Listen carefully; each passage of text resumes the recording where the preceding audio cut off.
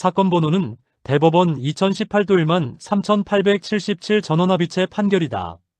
이 판결은 강제추행죄에서 말하는 폭행 또는 협박의 의미를 어떻게 이해해야 하는지에 관하여 기존 판례의 입장을 변경한 중요한 판결이다. 오랫동안 우리 대법원은 강제추행죄에서 폭행이나 협박이 있었다고 하려면 피해자가 저항하기 어려울 정도, 즉 항거가 곤란할 정도의 강한 폭행이나 협박이 있어야 한다고 해석해왔다. 그런데 이 전원합의체 판결은 그러한 기준이 성적, 자기 결정권 보호라는 현대 형법의 취지와 맞지 않는다고 보면서 폭행이나 협박의 의미를 다시 정의하였다. 이 사건의 내용은 비교적 단순하지만 법적 의미는 매우 크다. 피고인은 자신의 집방 안에서 15세 피해자의 학교 과제를 도와주고 있었다. 두 사람은 사촌 친족 관계였다. 그런데 피고인은 갑자기 피해자에게 자신의 성기를 만져달라고 말하면서 피해자의 손을 잡아 자신의 성기 쪽으로 끌어당겼다.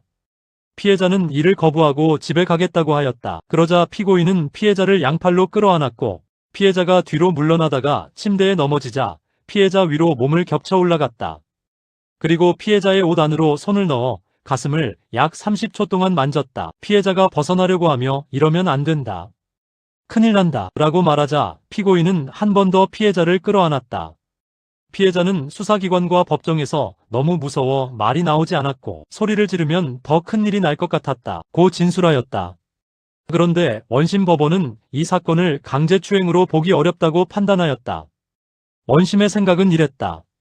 피고인이 한 말은 피해자에게 극심한 공포를 느끼게 하는 협박이라고 보기 어렵고 물리적인 힘의 행사도 피해자의 저항을 불가능하게 할 정도로 강한 것은 아니므로 강제추행의 폭행 또는 협박에 해당한다고 보기 어렵다는 것이었다. 즉 원심은 종전 판례에 따라 피해자의 항거를 곤란하게 할 정도의 폭행이나 협박이 있었는지를 중심으로 판단하여 무죄로 본 것이다.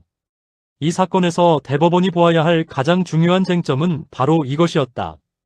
강제추행죄에서 말하는 폭행 또는 협박은 과연 피해자의 항거를 곤란하게 할 정도로 강해야만 하는가 하는 문제였다. 과거 대법원 판례는 강제추행을 두 가지 유형으로 나누어 설명하였다. 하나는 폭행 자체가 곧 추행인 경우로서 흔히 기습추행이라고 불리는 유형이고 다른 하나는 폭행이나 협박이 먼저 이루어지고 그 수단으로 추행이 이루어지는 유형이다.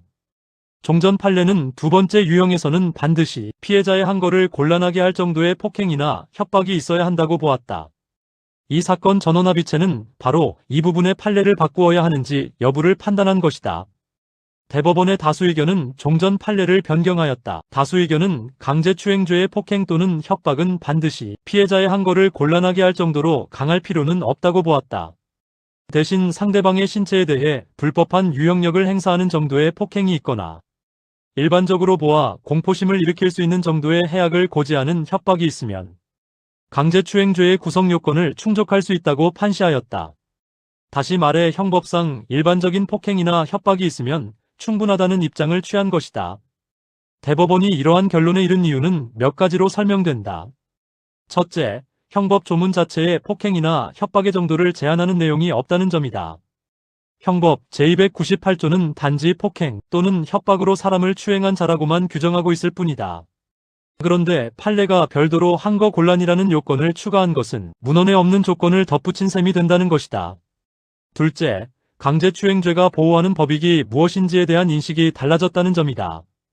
과거에는 성범죄가 여성의 정조를 보호하는 범죄로 이해되는 경향이 있었다. 그러나 현대 형법에서는 강제추행죄의 보호법익을 개인의 성적 자기결정권으로 본다. 즉, 누구나 원하지 않는 성적 행위를 거부할 권리를 가진다는 것이다. 이러한 관점에서 보면 피해자가 실제로 강하게 저항했는지 여부를 지나치게 강조하는 해석은 보호법익과 맞지 않는다는 것이다. 셋째, 종전 판례는 현실의 재판 실무와도 맞지 않는다는 점이다. 실제 법원은 이미 여러 사건에서 폭행이나 협박이 일반적인 수준에 이르렀다면 강제추행을 인정하는 방향으로 판단하고 있었다. 따라서 선언된 판례와 실제 재판의 기준 사이에 괴리가 생겨 있었고 이를 정리할 필요가 있다고 본 것이다. 대법원은 이러한 새로운 법리를 이 사건에 적용하였다. 피고인은 피해자의 손을 잡아 자신의 성기 쪽으로 끌어당겼고 피해자가 거부하자 피해자를 끌어안아 침대에 넘어뜨린 뒤 위에 올라타 가슴을 만졌다. 또한 피해자가 나가려 하자 다시 끌어안았다. 이러한 행위는 피해자의 신체에 대한 명백한 불법한 유형력 행사라고 볼 수 있으므로 강제추행에 해당할 가능성이 충분하다고 판단하였다. 따라서 원심이 여전히 항거곤란 기준을 적용하여 무죄로 판단한 것은 법리를 오해한 것이라고 보아 판결을 파기하고 사건을 다시 심리하도록 하였다. 이 판결은 헌법적 관점에서도 의미가 크다. 헌법 제10조는 인간의 존엄과 가치, 그리고 행복 추구권을 보장하고 있다. 여기에서 파생되는 권리 중 하나가 바로 성적 자기결정권이다. 개인은 자신의 성적 삶에 대해 스스로 결정할 권리를 가지며 원하지 않는 성적 접촉을 거부할 권리를 가진다. 이 판결은 강제추행죄의 해석을 이러한 헌법적 가치에 맞추어 재구성했다는 점에서 중요한 의미가 있다. 그러나 형사법적으로는 비판적인 논의도 존재한다.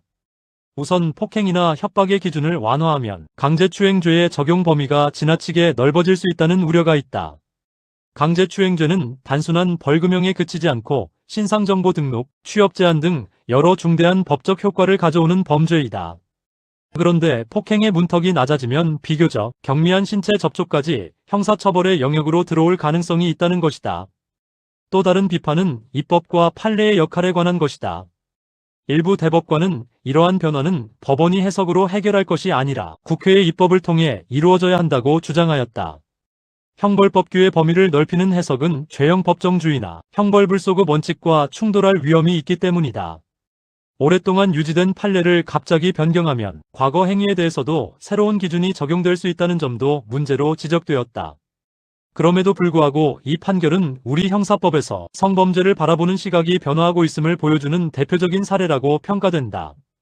과거에는 피해자가 얼마나 강하게 저항했는지가 중요하게 여겨졌지만 이제는 원하지 않는 성적 접촉 자체가 성적 자기결정권 침해라는 점에 더 주목하는 방향으로 법리가 발전하고 있다. 이 판결은 바로 그러한 변화의 흐름을 보여주는 전환점이라고 할 수 있다.